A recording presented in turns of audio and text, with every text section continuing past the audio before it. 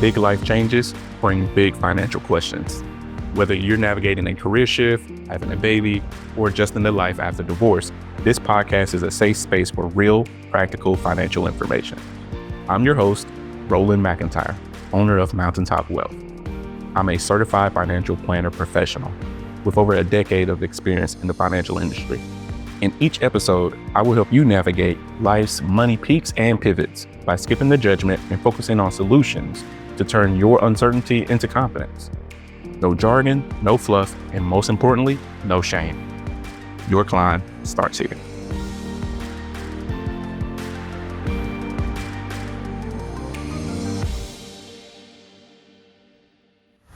Welcome to the very first episode of Money Peaks and Pivots. Today, we're tackling a topic that's close to my heart, and that's financial independence. That's why we are really diving into finances and why financial independence, hence the name of this episode, WhyFI. Actually, financial independence is something that can be so freeing for you and open up so many possibilities that many people don't even think about this. They just, they actually run into a situation where they think, hey, I want to do these things, but I have work, I have family, I'm married, or maybe I'm single and one day I can have those things, but they don't even take the time to picture or think about what they truly want, what they truly value. So let's start this out a little bit and talk about a central question. How do you do it? How do you actually achieve financial freedom? How do you turn a dream of financial independence into reality? And even more importantly, what does financial freedom look like for you? So let's dive into this a little bit more. I want you to think about reaching your financial goals. What are those goals? If you were financially secure, what would that look like for you? What would you do? Where would you go? Who would you spend that time with? Financial independence actually gets into not just your dream, but actually your purpose. We only have so much time on this planet. We only have so much time with our family, our friends, and the other people that we truly care about. So when you think about financial security or financial independence, you should also think about the people around you. Who do you want to take with you on that journey? It can be a lot to think about.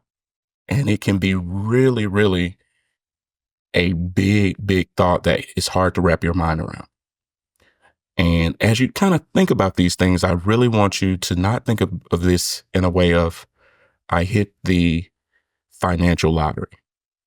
Now, personally, I've done this as a certified financial planner. I've done plenty of seminars and workshops, and we've done these exercises before where we have the conversation of, what would you do with X millions of dollars? What would you do? How would you live? How would you spend it? But something that keeps coming up in those conversations is the way people internalize this is, well, if I hit for $1 million, or if I won $5 million, or if someone gave me $10 million, I would do X, Y, and Z. And they let that premise actually dictate what they would do with the money. Rather than when you think about, if you earned this $1 million, earned that $5 million or $10 million, how would you actually be the steward of that money? How would you manage that future if it was something you worked so hard for? I wouldn't look at your financial independence based on someone giving it to you. It's something that you can develop. It's something that you can actually grow on your own merits through investing, through your work, through your business, through a family plan that's actually benefiting everyone, where everyone has a stake in it. When you start to think about money as something that can only be given to you or something that can be won as a prize, it can lead to negative money scripts. You may not be familiar with what a money script is, but it's those things that we tell ourselves that could either help or hurt us when we're making our financial decisions or having financial conversations. It's these little things and the little phrasing that we tell ourselves or to tell others as one-offs that can build a financial identity that can actually limit us from actually reaching the goals that we really want to reach. So I want to kind of take a step back first with these, when I say money scripts, well, the thing is, where do they come from? And if I want to get to financial independence, how do I overcome them?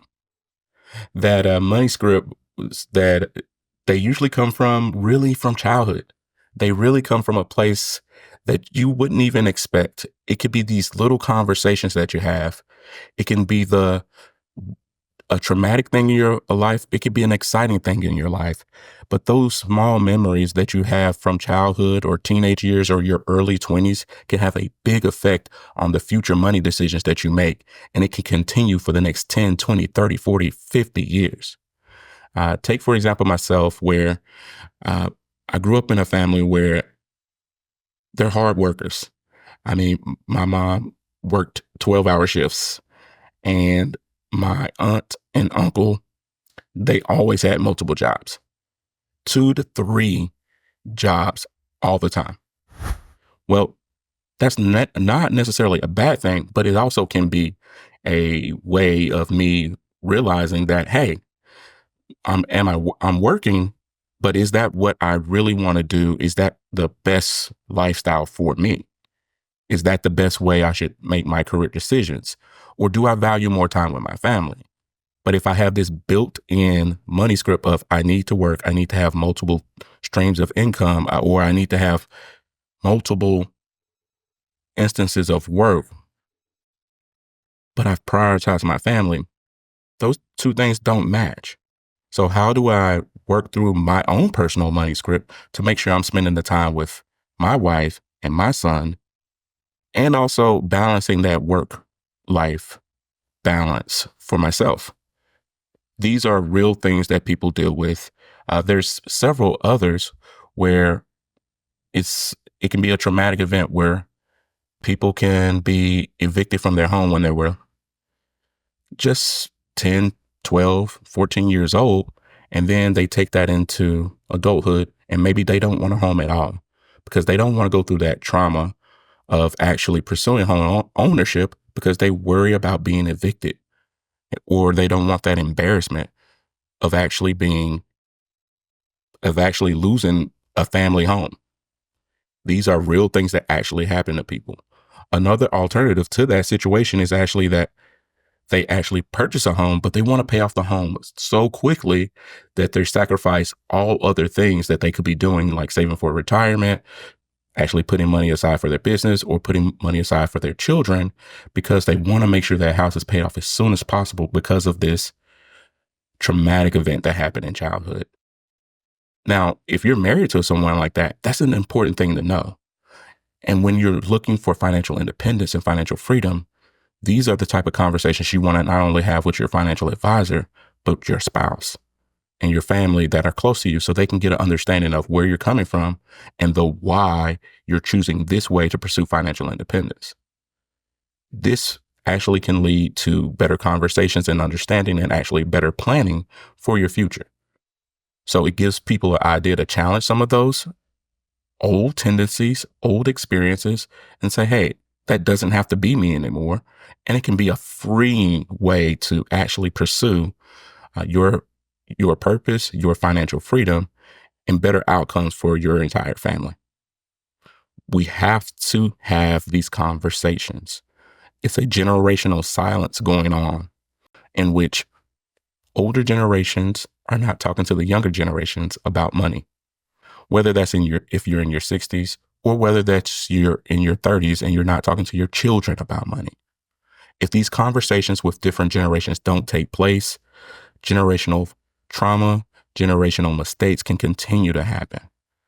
Or just saying, I don't know, or I'm not good with money is a start to the conversation, but let's explore why. Is that just a money script you're saying? because no one in your family is good with money, or that's your perception. And actually, maybe someone isn't good with money, but they're actually talking to someone to actually get help. Don't let the conversation end with one sentence. I'm not good with money, and I am going to work with a financial advisor to get better at it. I would love your support. Can you please come with me to the meeting? That's a more detailed conversation and a more understanding way of you to actually talk with your loved one or your spouse so that you can start taking financial matters seriously, so you can actually get on track for your financial goals. You want to go to qualified people who actually are going to give you advice that's in your best interest and not their own. Because, of course, people want to sell you things. People want to be flashy. But at the end of the day, what you're seeking is that financial freedom and purpose for you and your family, not theirs. So, by the way, you can actually find out what your money script is. This will help you find out your money beliefs and explore different topics and help conversations with your financial advisor or with your spouse or someone that you care about. By going through this questionnaire, you can do in about 5 to 10 minutes. It can be really helpful, and I really want you to check it out. It should be available in the episode notes and links. So go give it a try. So, are money scripts holding you back? Is financial independence something that you really think can be beneficial for you and your family? If so, I want you to keep listening to these future episodes of this podcast, because we're going to dive into so many different topics, whether that's you having a baby, whether you're going through a divorce, whether you're seeking retirement soon, or you're looking to pay less in taxes. Whatever the case may be, we're going to tackle so many different things that I want you to stay tuned so you can be updated on so much more that we're going to be going to as we pursue your peaks and your pivots.